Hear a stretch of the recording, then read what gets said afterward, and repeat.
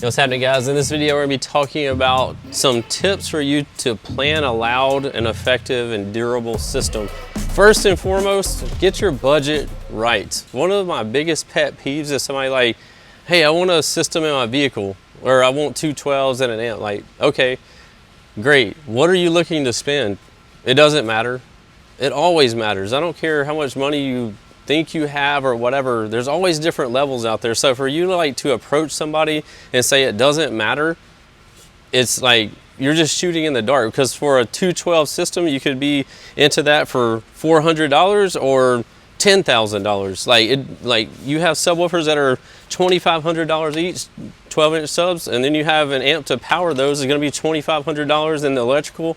So you need to make sure you have your budget in line and be realistic with yourself. Another thing is people having champagne taste on a beer budget.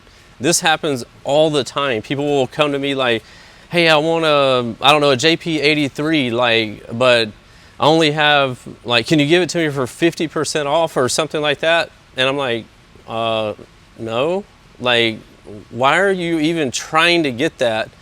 You need to shop inside of your budget. That's first. You need to be like, okay, this is what I can afford. I shouldn't go to a place with, say, $500 and be trying to get a $2,000 item, because that's just crazy in the first place. But say you manage to get this huge amplifier. The other thing you have to plan is, again, you have to put this in your budget.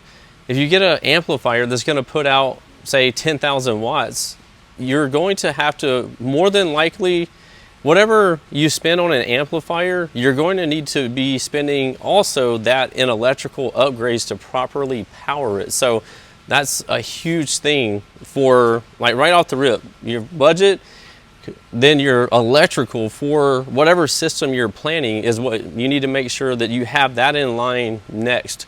To make it durable, this is a big problem as well.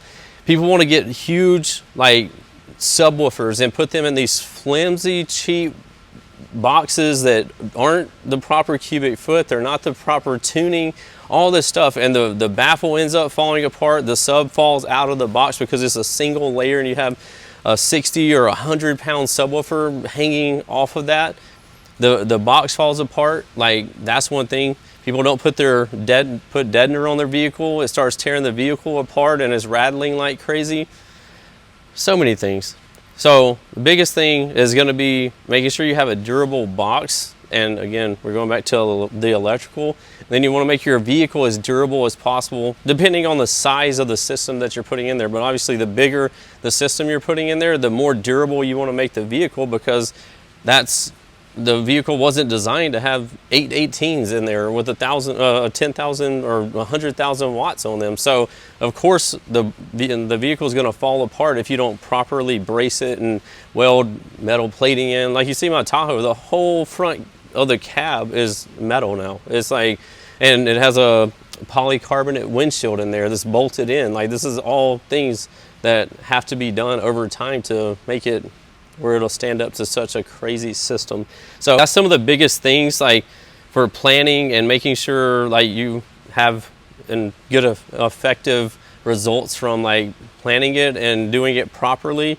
So many people do it backwards. They want to jump into a huge system and then they buy a few items and they realize oh crap, I'm way in over my head. I spent so much money in amps and I just can't afford the electrical to power them. They have to end up selling it because they realize hey, that's way out of my wheelhouse. Anyway, that's going to conclude this vehicle. If y'all need anything, hit us up. Did I say vehicle? It's going to conclude this vehicle video. If you need anything, hit us up, downforsoundshop.com, or give us a call, 702-701-9800. Later. What's happening, guys? If y'all enjoyed all the hot content that you saw in that video, be sure to follow me on YouTube, Facebook, TikTok, Instagram under the Life of Price, and also Down for Sound Shop on Facebook and Instagram. And don't forget Snapchat. I'm JPD4S on there, so be sure to check me out there. We'll see you in the next one. Later.